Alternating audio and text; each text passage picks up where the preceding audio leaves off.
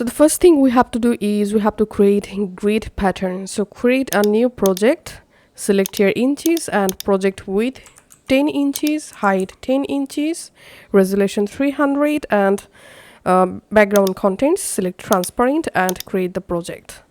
After that, press Ctrl R to enable rulers and add a vertical ruler to the center point of your project.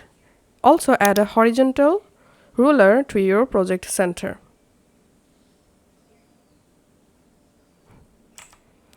And now from your tool panel, select the line tool and here select shape, select your line fill color and make sure to disable stroke.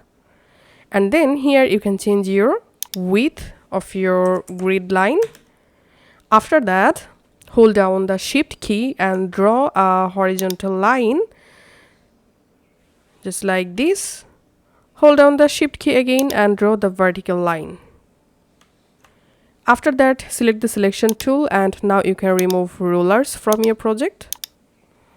And here you have a simple grid. Now to save this grid to your grid pattern, go to edit and just click on define pattern. Rename the pattern. I'm typing grid and OK. Now you can close your project. And now, for example, I want to insert grid into this project. To insert grid, all you have to need, select the pen bucket tool.